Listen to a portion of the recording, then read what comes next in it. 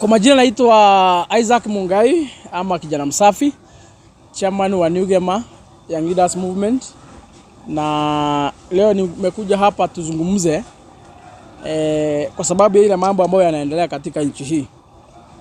Na mimi nilimwambia nitakuwa nakuja hapa tunazungumza kwa sababu hii nchi ni yetu, na kama kuna mambo haiendi vizuri vile ambavyo inastahili, lazima tunakuja hapa tunazungumza. Kuna hii maneno inaendelea kule kotini ya kwamba the Supreme Court judges huenda wakatolewa kwa sababu safari ya kuang'oa imeanza. Na ile kitu mimi ningetaka kuambia Wakenya wanafaa kufikiria sana, kwa sababu tulikuwa na rais ambaye ni Uhuru Kenyatta, na hakuna siku tuliona akivuruga majaji wa Supreme Court. Mwaka wa 2017 tulikuwa na Chief Justice Maraga, yule ambaye aliongoza majaji wa Supreme Court wakaamua kesi kinyume na matakwa ya Rais Uhuru Kenyatta, na uchaguzi yake ikakansoliwa. Na baadaye hatukuona siku hata moja Uhuru Kenyatta alipanga njama ya vile ambavyo ataondoa hao majudges kwa sababu aliamua kesi kinyume na matakwa yake. Tukakuwa na Judge Willy Mutunga, alifanya kazi mpaka tamu yake ikatamatika, yeye akastaafu. Judge Maraga akafanya kazi, tamu yake ikatamatika, yeye akastaafu. Tuko na Martha Koome, ameingia juzi, tamu yake haijaisha, lakini tayari ameanza kupangiwa jama wakiwa na wale majaji mengine ndio waweze kutimuliwa. Mimi nataka niwaambie Wakenya, hii mambo mnaona ikiendelea kule Supreme Court, hiyo si malalamishi ya Wakenya iko huko. Hakuna Wakenya wameandamana, na hata siku jenzi wameandamana hapa, hawakuwa na shida na Supreme Court. Hatujaona watu wowote katika Kenya hii wakiandamana wakisema ya kwamba Martha Koome na majaji wake wa Supreme Court waweze kujiondoa ama waweze kutimuliwa. Kwa hivyo ni vizuri kama Wakenya tujiulize, nani yako na interest? Nani anataka hawa majaji waende? Nani yako na haja? Nani anataka kusaidika na hawa majaji wakienda? Mimi nataka niwaambie leo hii, mlisikia ile matamshi iliongewa na yule mwizi anaitwa Oscar Sudi. Akasema ya kwamba ati hata kama hawatashinda uchaguzi kwa ballot, wako na mbinu na wako na nia, wanajua vile ambavyo watafanya ndivyo wakoroge na William Ruto aweze kutangazwa. It is on record, huyo mwizi alisema hivyo. Na mimi nataka niambie Wakenya, njia ya kuanza kujipanga vile ambavyo hawawezi watakuja kuiba uchaguzi ndio hiyo sasa wameanza. Ile kitu Oscar Sudi aliwaambia watakuja kufanya ndio hiyo wameanzisha. Kuna huyu judge anaitwa Rinaura. Siku Rigathi Gachagua ametolewa kwa kiti kinyume na sheria, huyo judge criticize na akaongea. Alafu kisha baadaye akasema ni vizuri kama taifa tuweze kufikiria vile ambavyo tutakuwa na IBC commissioners. Na yale matamshi ya yule judge ilikera sana wale wezi wa William Ruto. Iliwakera zaidi. Ni kama judge hana haki yeye pia ya kuongea na ni Mkenya kama Wakenya wale wengine. Na kwa sababu ya hivyo, mimi nataka niambie Wakenya, hii maneno inaendelea kule Supreme Court ni ya William Ruto, iko mkono yake nyuma. Hiyo ni jama amepanga tayari, atimue wale majaji wakwende nyumbani, ndivyo alete Speaker Moses Wetangula akuwe Chief Justice, na alete majaji wengine pale, ndivyo siku anaiba uchaguzi 2027. Hiyo kesi kipelekwa kule Supreme Court, atakuwa na majaji wake katika ile bench, majaji kama zaidi ya 4, wale ambao wataamua kesi kulingana na matakwa yake, wale ambao wataendesha hiyo kesi vile ambavyo itamsaidia vile ambavyo atataka. Na ni vizuri niambie Wakenya, kutoka siku William Ruto ameapishwa, ile mambo mingi amekuwa akifanya kuendesha hii serikali, amekuwa akifanya kinyume na sheria. Na kwa sababu hataki majaji ambao wanamuuliza maswali, hataki majaji ambao wanampinga, hataki majaji ambao wanasimamia haki na ukweli na katiba ya nchi ya Kenya, ndio maana anataka kuwavuruga, aleta vibaraka wake, wale ambao atakuwa anapigia simu wanaamua kesi vile ambavyo anataka. Kwa hivyo Wakenya mjihadhari. Wakenya mnafaa kuamuka, mnafaa kupinga hii kitu mapema. Hawa majaji wanafaa wakae hapo mpaka wamalize tamu yao, mpaka wastaafu. Judge Martha Koome, vile ambavyo Maraga alistaafu, vile ambavyo Willy Mutunga alistaafu, ndivyo inafaa hata Martha Koome akae kwa hiyo kiti mpaka siku yake ya kustaafu aende nyumbani. lakini sasa ameanza kufukuzwa mapema. Na nilisikia huyu naibu wa rais, the people's deputy president, Rigathi Gachagua akiongea maneno.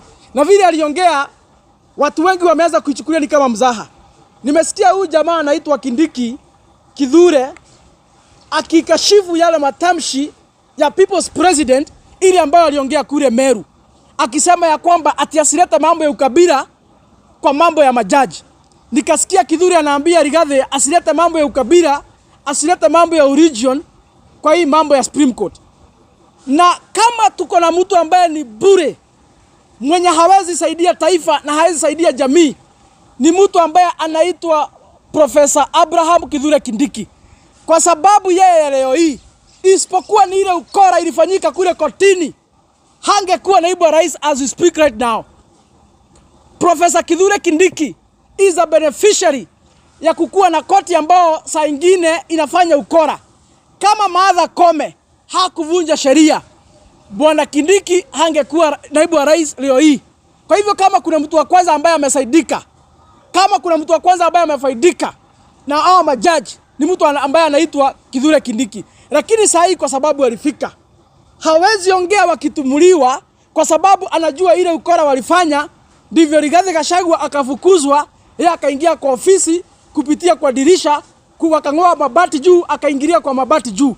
Anajua ile ukora ambao walifanya. Ndio maana hawezi ongea, na anataka pia hata anataka hao majaji waende nyumbani. Ndivyo sasa kuletwa wengine wale watapanga ukora ya 2027. Kwa hivyo Wakenya, hii maneno mnafahamu, jiangalie vizuri.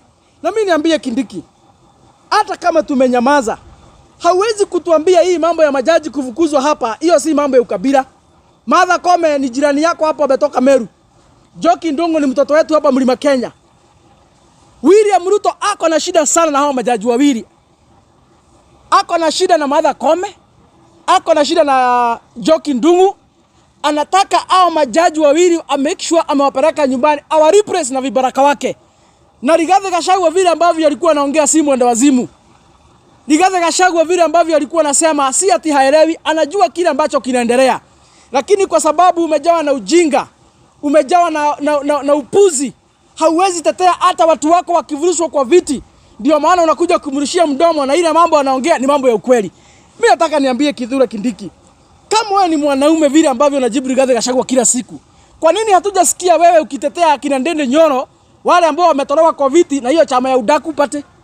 Kwa nini hatukuoni ukitetea kina James Gakuya, vijana kina Senator Medho na kina Karongo, wale ambao wametolewa kwa viti kule bungeni na hiyo chama yenu ya udaku? Hatuja kusikia ukiongea.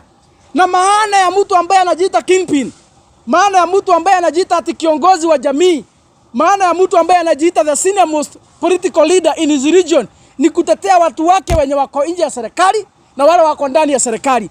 Sasa wewe Bwana Kindiki, hatukuoni ukitetea wenye wako nje ya serikali, hatukuoni ukitetea wenye wako ndani ya serikali.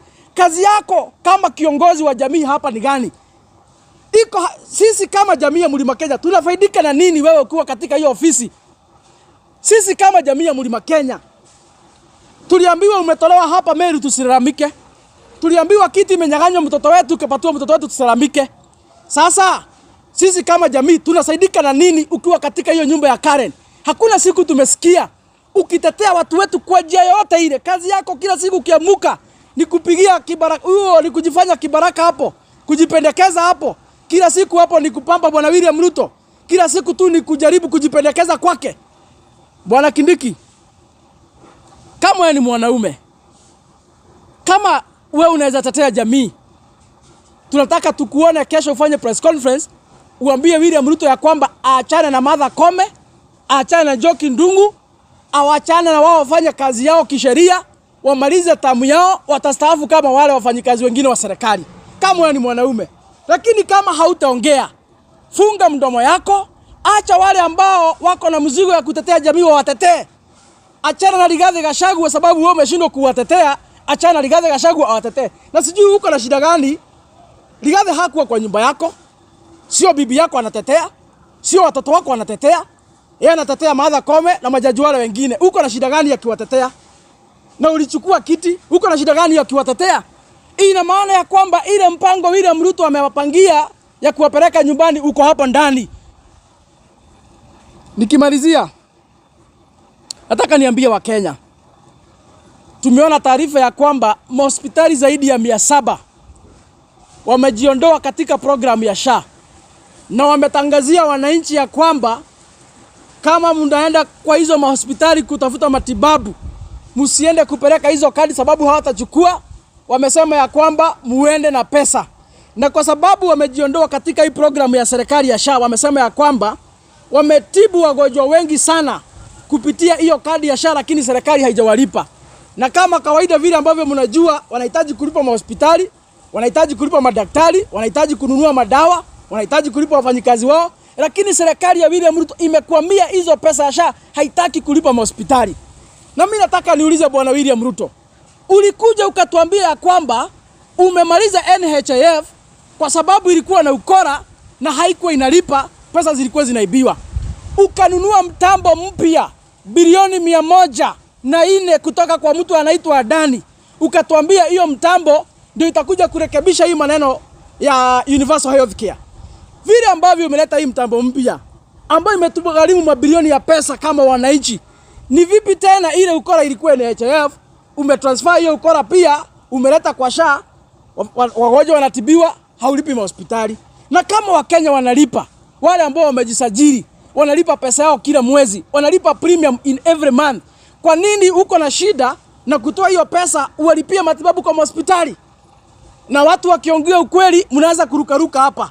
Wale wabunge wetu hapa washenzi sana hapa, wale ambao kazi yao ni kufuata William Ruto, wale kazi yao ni kuongoza kwaya, wale kazi yao ni kusema yesa. Wale wagonjwa saa hii wamefungiwa, wameambiwa hawatatibiwa na hizo makadi mpaka waende na pesa cash. Mtawaambia nini leo hii? Mtawaambia nini leo hii? Kwa sababu kweli imejulikana. Kwa hivyo mimi niambie wananchi, hata kama ulikuwa umeregister, acheni kulipa hizo premium mpaka ile siku serikali itaanza kulipa mahospitali pesa yao. Hiyo premium jiweke kwa mfuko, siku utapata shida, siku utahitaji kwenda kutibiwa, utaenda kujilipia pesa. Kwa sababu ukipatia serikali kulipia, hailipi. Na hii kitu haifanyi kazi. Na watu hawataki kusikia, hawataki kujua. Na hii ni kitu ni ukweli. Mahospitali zimegoma, tutafanya nini?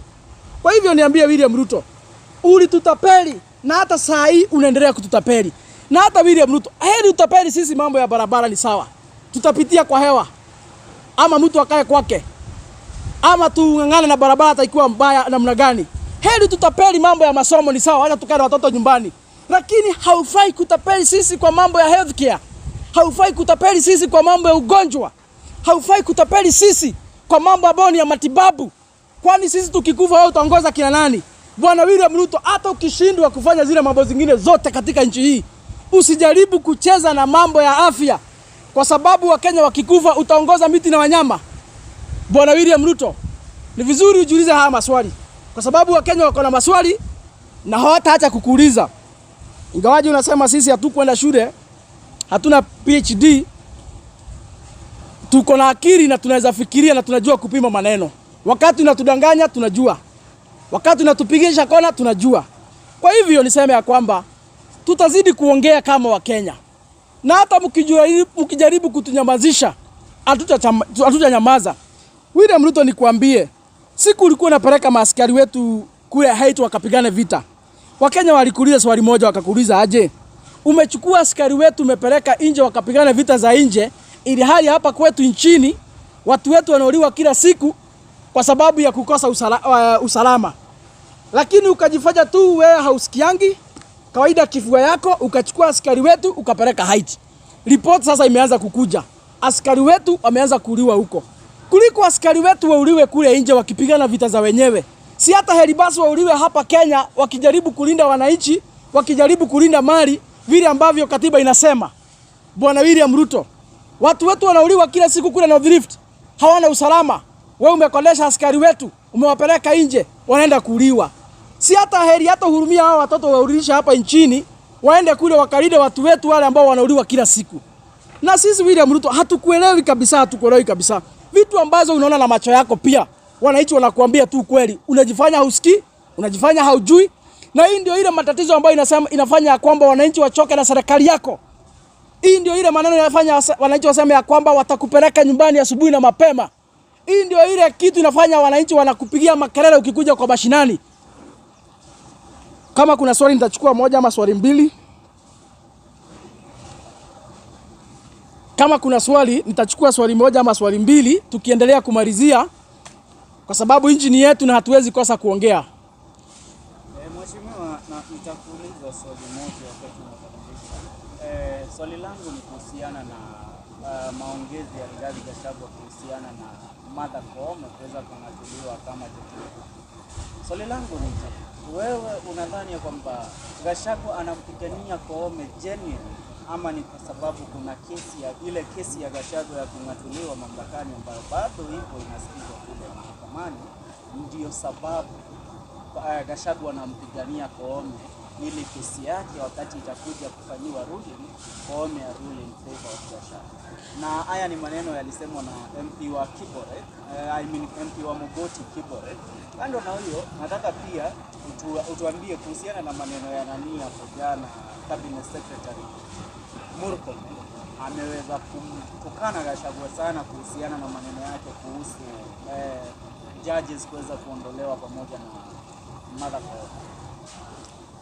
Unajua, kama Gachagua alikuwa anaongea uongo, basi hao wanasiasa hawangeumwa.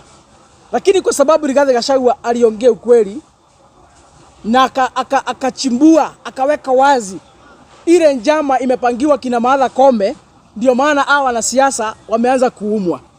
Wacha niseme hivi, kesi ya Gachagua hata inaweza enda hata miaka 10. Si lazima iamuliwe saa hii, si lazima iamuliwe kesho. Huenda hata siku itaenda kuamuliwa pale kotini at the Supreme Court. Maybe hata Martha Koome atakuwa tayari amestaafu. Maybe hata kutakuwa na jaji mwingine. Kwa hivyo hatuwezi sema ati anatetea wale majaji kwa sababu yeye ako na kesi kotini. Sababu kubwa inafanya Rigathi Gachagua kutetea wale majaji ni kwa sababu anajua ile njama ambayo William Ruto amepanga. Ni vizuri mkumbuke kwamba Rigathi Gachagua amekuwa na William Ruto kama chana na pete kwa hiyo serikali kwa muda wa miaka 2. Kwa hivyo kuna siri mingi ambazo Rigathi Gachagua anajua, zingine hata Kindiki mwenyewe hajui. Kwa sababu ni vizuri mkumbuke kwamba hii serikali iliundwa na Rigathi Gachagua akiwa na bwana William Ruto. Na ile mipango ambao walipanga 2022 ndio waweza kuchukua serikali. Hiyo mipango yote Rigathi Gachagua anaifahamu kwa sababu alikuwa pale. Na kwa hivyo kuna siri mingi za William Ruto Rigathi Gachagua anazijua, na huenda moja wake ya zile siri ambazo Rigathi anajua ni ya William Ruto kuhakikisha kwamba ametimua majaji wa Supreme Court before 2027, ndio uchaguzi ambao inakuja William Ruto akuwe na majaji wake wameweka pale, ndio wakuja kuamua kesi kulingana na matakwa yake. That is why Rigathi Gachagua anaongea. Na kwa sababu wale wakora kina Murkomen, kina Kiborek, wale ni wakora, wanajua hii maneno, ndio maana wanarukaruka, wanaanza kujibu Rigathi Gachagua. Aniambia Murkomen, hata haufai kuwa kwa hiyo kiti ya wizara ya usalama. Kwa sababu siku ya maandamano Gen Z walikukataa. Siku ya maandamano Gen Z walisema haufai kuwa waziri wa nchi yoyote wewe. Na William Ruto akafanya ukora, akakurudisha chini chini kama amekuficha. Leo hii amekupatia kitu kubwa sana ambayo hiyo kiti imeshinda akili yako. Hiyo ni kiti kubwa ambayo imekushinda. Hiyo ni kiti kubwa sana. Hata leo hii Michuki akiweza fufuka, apate mtu kama wewe ndiye anaongoza ile kiti ambaye alikuwa anaongoza hizo siku, anaweza tamani kurudi kwa kaburi tena. Hiyo ni kiti ambayo Kaisari leo hii aweze kufufuka, apate wewe ndio umekalia ile kiti alikuwa amekalia, anaweza tamani kurudi kwa kaburini tena. Mimi nashangaa sana bwana Murkomen. Kazi yako ni kushughulikia mambo ya usalama. Maaskari wetu mlikonesha huko Haiti wanakufia huko. Hakuna kitu unafanya. Watu wetu wanachinjwa kule kwani North Rift kila siku. Hakuna kitu unafanya. Kazi yako ni kuja tu kupiga mdomo, kupiga mdomo, kupiga mdomo, kupiga mdomo, ukijaribu kujibizana na Rigathi Gachagua. Kama Rigathi Gachagua sio mtu wa rika yako, kama Rigathi Gachagua hatetei wewe, anatetea haki na ukweli ya wale majaji ambao mnataka kuvuruga, ndio mfanye ukora ya 2027. Na tunajua hata wewe hiyo kiti umepangwa na William Ruto akiwa na sababu. Hiyo kiti tunajua alikupatiwa akiwa na nia. Na tunajua kuna ile mpango wako naye, ndio maana alikuweka kwa hiyo kiti. Lakini tunasema ya kwamba kama wa Kenya, na leo hii naongea kama chairman wa Gema, nataka niungane na Ndegwa Njiro kusema ya kwamba hakuna rais hata mmoja katika nchi hii atakuja kuapishwa kama atakuwa ameiba kura za Wakenya. Na hiyo ndio msimamo yetu, na tutazidi kusema hivyo kila uchao. Swali ya mwisho. Kama hakuna swali tutafungia hapo. Niambie wa Kenya, msinunue uoga, msibabaishwe na hawa wakora, tuzidi kuongea. Hii nchi ni yetu, hii taifa ni letu. Hawa wakora wasiwauzie uoga, lazima tutazidi kuongea kwa sababu nchi ni yetu na hatuwezi nyamaza mambo ikiendeshwa kinyume na sheria. Hakuna siku tutanyamaza Wakenya wengine wakifinyiliwa. Ndio maana leo hii tunatetea majaji. Mimi sina kesi kotini. Mimi sijai kuwa na kesi yote kotini kutoka nizaliwe, lakini natetea wale majaji kwa sababu ni haki yao. Wanafukuzwa kinyume na sheria, ndio maana nawatetea. Na tutatetea kila mtu nchi hii kwa sababu nchi ni yetu na sisi hatuna mambo ya ukabila. Ukisikia mtu anasema tuko na ukabila, huyo mtu wako na kichaa.